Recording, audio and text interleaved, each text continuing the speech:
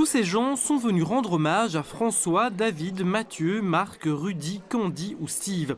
Ils n'ont plus de visage, certains n'ont même pas de nom de famille connu, mais aujourd'hui leurs amis de la rue ont pensé à eux.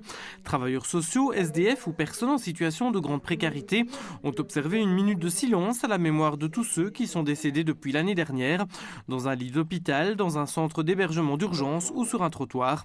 Un moment émouvant pour Domenico Pasquarelli qui a longtemps vécu dans la rue. Quand on est SDF, on se bat chaque jour contre la mort qui rôde. En fait, quand vous êtes dans la rue, il y a 3 solutions qui s'imposent à vous. Soit vous commencez à boire, soit vous fumez des trucs illégaux. Je ne l'ai jamais fait d'ailleurs. Et alors, la pire des pires, c'est quand même se trouver un truc pour dormir, simplement. Parce qu'une fois que vous êtes dans un trou, pour remonter du trou, il faut avoir du courage. Simplement. Mais je vous dis, c'est extrêmement difficile.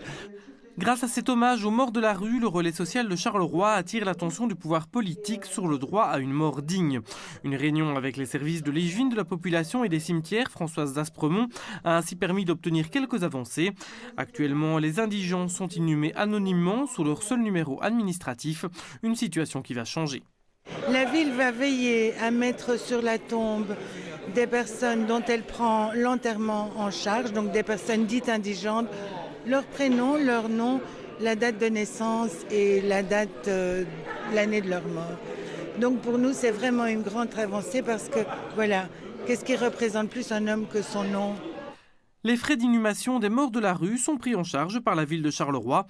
L'enterrement est donc minimal, mais il arrive que des proches apprennent tardivement le décès ou aient plus tard les moyens d'offrir une sépulture plus décente. Il existe ici aussi des solutions.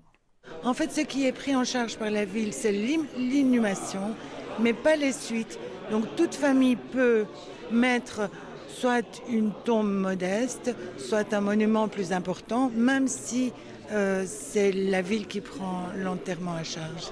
Afin d'informer au mieux les proches, les amis de la rue et les travailleurs sociaux, le service décès de la ville de Charleroi communiquera à l'avenir avec le collectif des morts de la rue et s'engage à les prévenir 48 heures avant l'inhumation.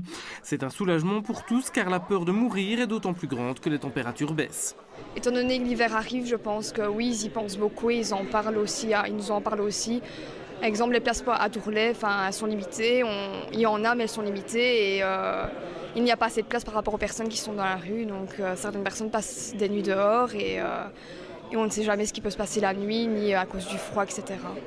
En rendant hommage aux disparus, le collectif des morts de la rue agit aussi pour ceux qui restent, comme cela se fait également dans d'autres grandes villes belges ou françaises.